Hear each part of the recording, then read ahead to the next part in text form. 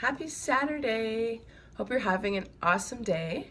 I am actually in a hotel room, if you can't tell, and I'm in just north of San Francisco, and I'm here for the weekend to meet Janine Roth. I've actually met her before, but I came for a weekend sort of course with her to learn more about emotional eating, having freedom around food.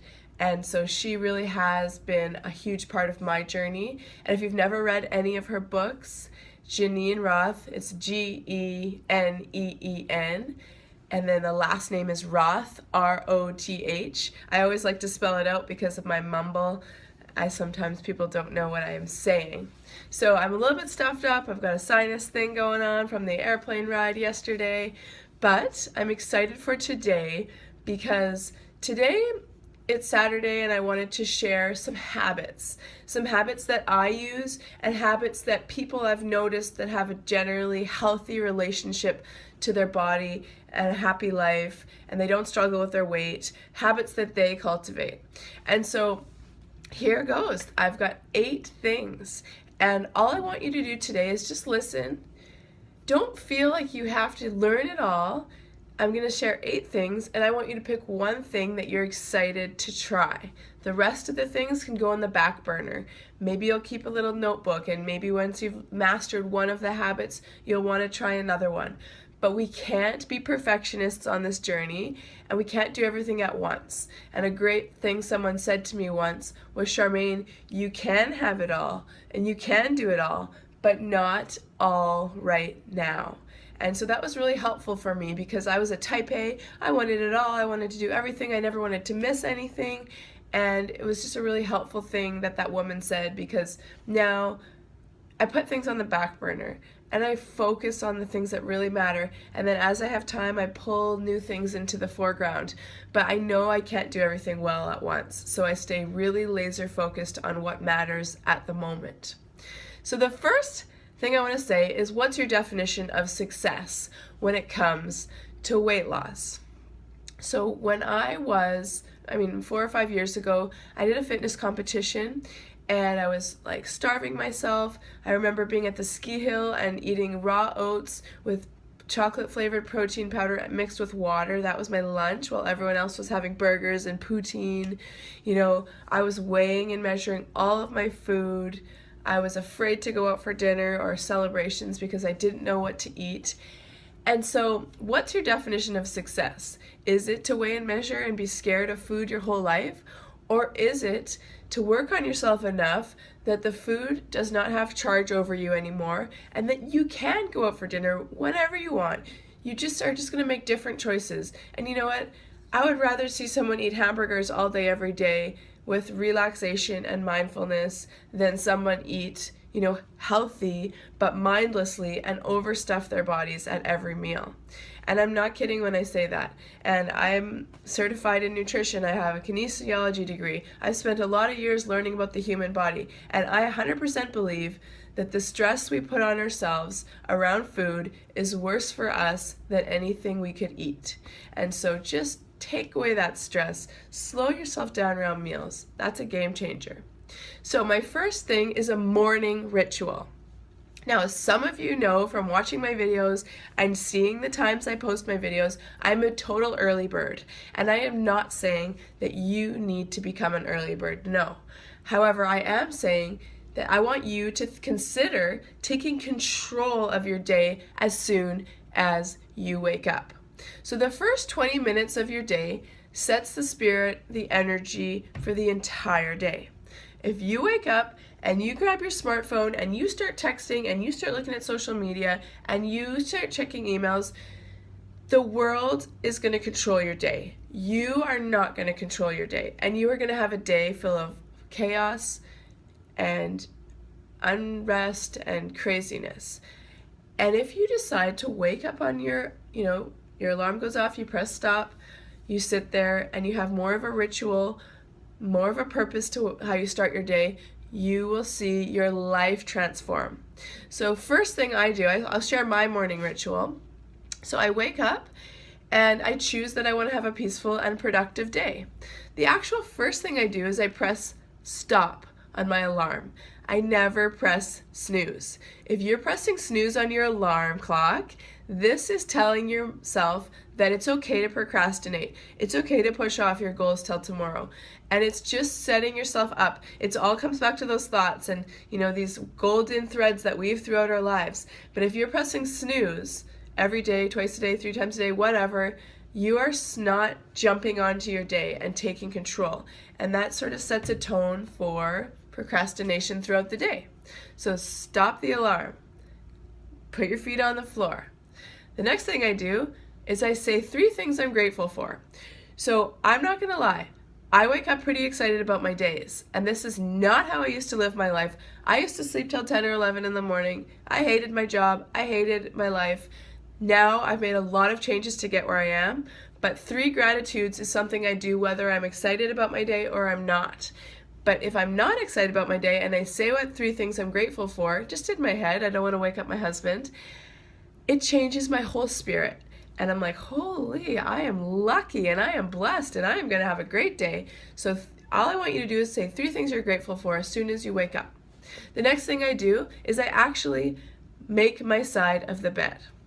Now this might sound lame, whatever, but I believe how you do one thing is how you do most things in life. And for me to start my day with a nice, it doesn't take me long, my husband's still sleeping, we have 2 separate comforters, we're kind of weird, and I just make my side of the bed, done. It's organized. It's going to set more of an organized spirit for my day. Then I go down to my office and I sit. I sit for 5 to 20 minutes typically, and I breathe. And this does not necessarily have to be this meditation woo-woo thing. I had to import the video and then start again because my memory on my phone was full. So back to meditation. So literally that could look like I'm sitting and I'm just breathing. Try it right now actually, as you're sitting there. Breathing in through your nose if possible, if you're not stuffed up like me. And then make your exhale longer than your inhale. And making your exhale longer than your inhale is super, super good for releasing stress. And so meditation, I could go on for days about it, but it's going to decrease your stress, which is going to make your body more able to release fat. It's going to make you have less food cravings when you're de-stressed. And it's going to help you get in touch with what your body needs. So we've been talking about that mindful eating. What does my body want versus what does my brain want? And so breathing and meditating, all that means is being present in your body in the moment. So that is the next thing that I do. And I'm going to share a couple links of meditations you can try. If you haven't tried the body appreciation meditation from yesterday, I would highly recommend it.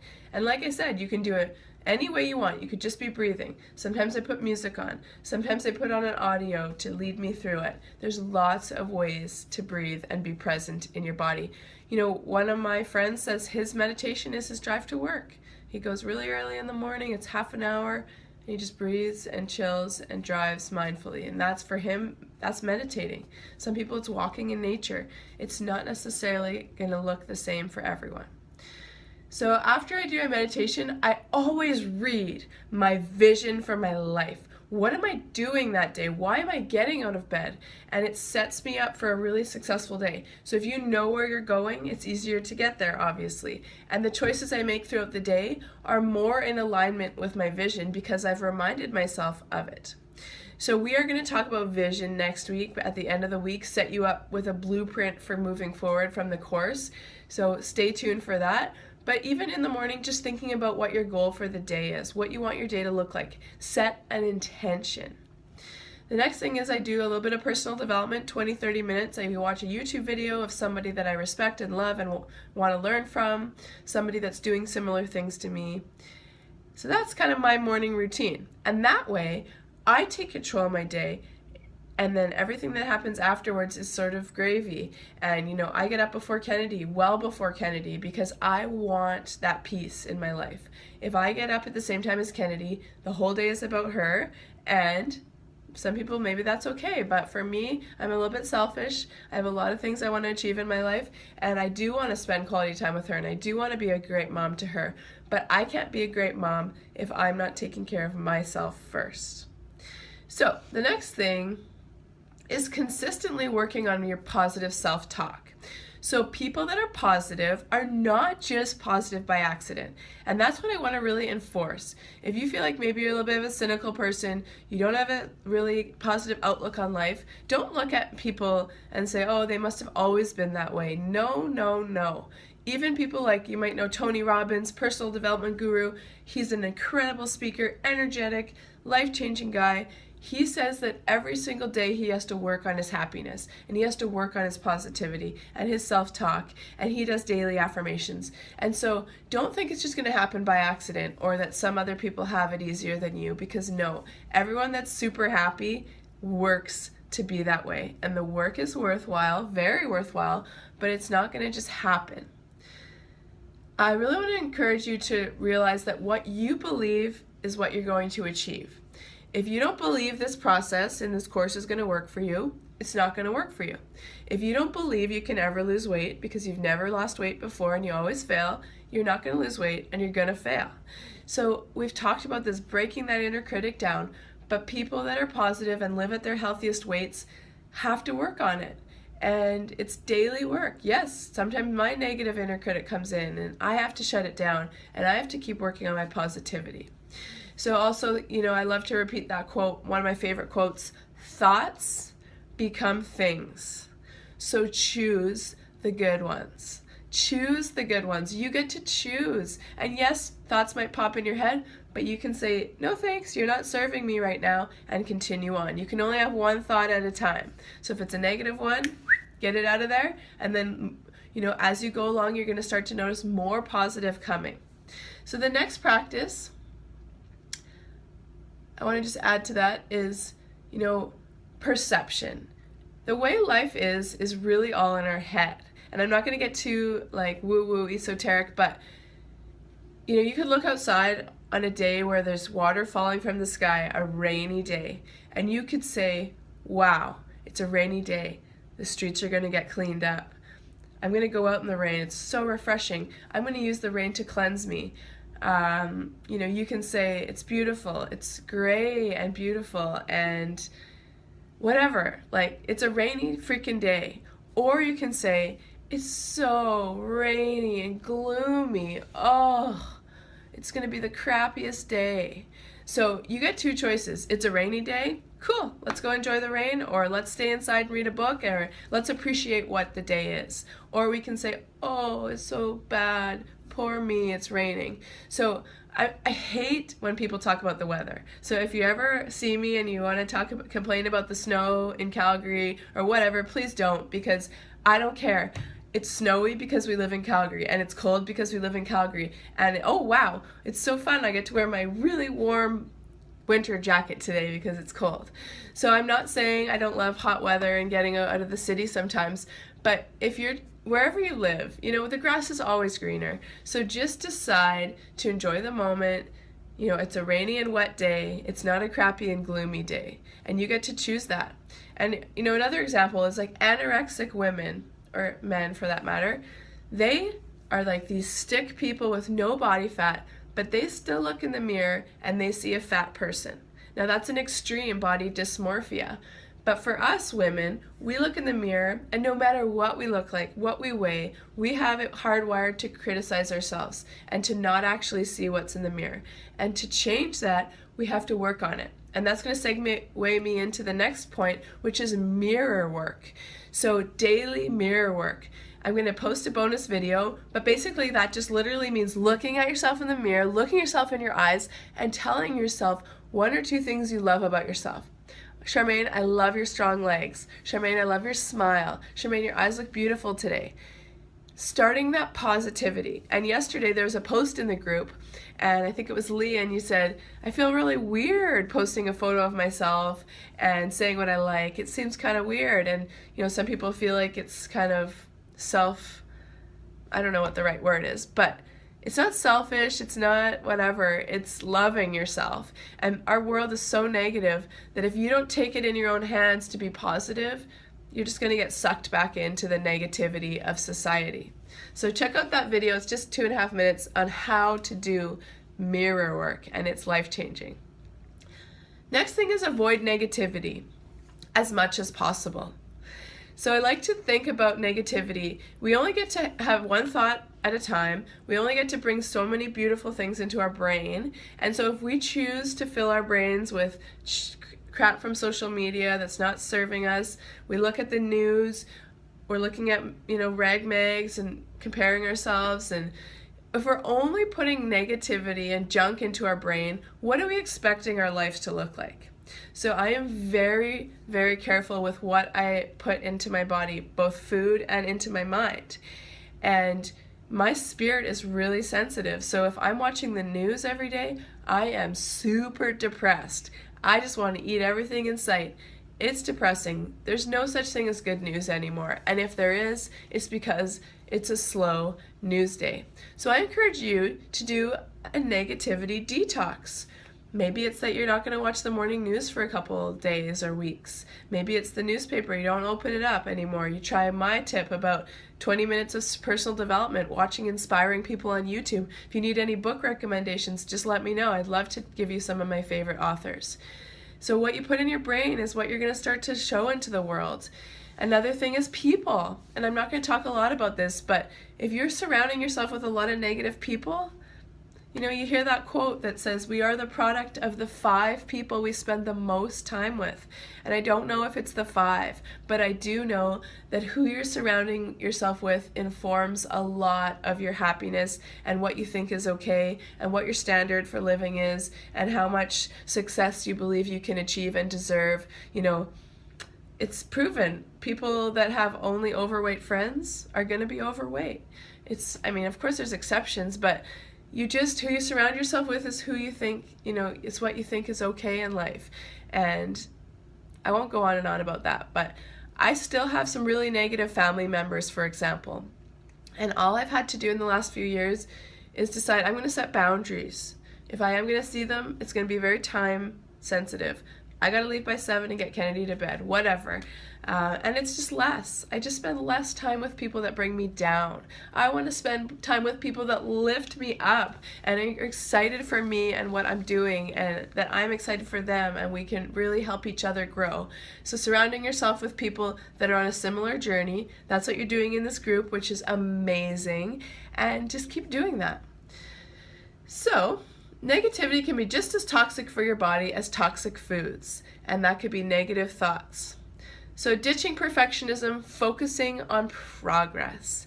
And I talked about this in the week 1 because mindful eating is not easy. It doesn't happen overnight. And same with ditching the inner critic. Doesn't happen overnight. Cultivating new positive habits and maybe getting rid of some of the old habits. It's not going to be an overnight fix, but it is going to be so worth it. But if you have a perfectionistic mentality about this process, you're not going to succeed, and I can guarantee that. So just focus on progress. And that brings me into a daily gratitude practice.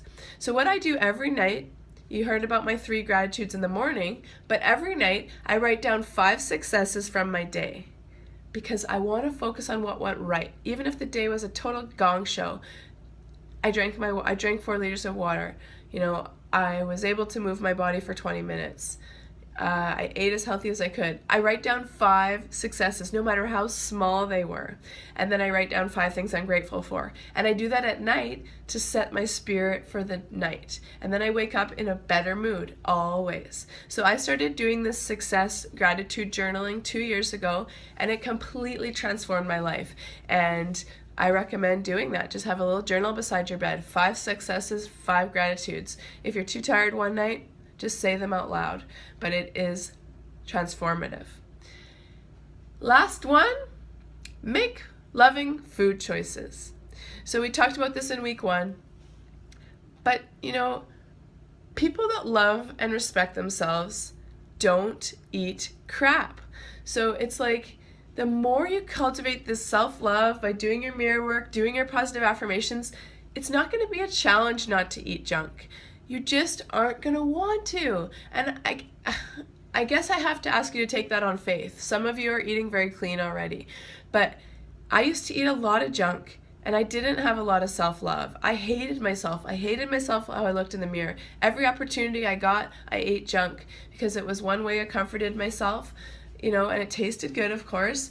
But now I'm so respectful of the gift that is my body and that life is, that I don't want junk. And it's not like, oh, I can't have it. It's, I don't want it. I choose clean, amazing food. And, I know a lot of people think like restaurant food is bad and all that stuff, but I eat out probably 3 or 4 times a week, and I eat joyfully when I do that, and I choose things that really attract me on the menu, and I don't care about the calories, but generally I'm eating as clean as possible. Yeah, sure, I'll say hold the mayo and stuff like that because I don't even like mayo, but I mean, sauces and delicious things, those add to the meal.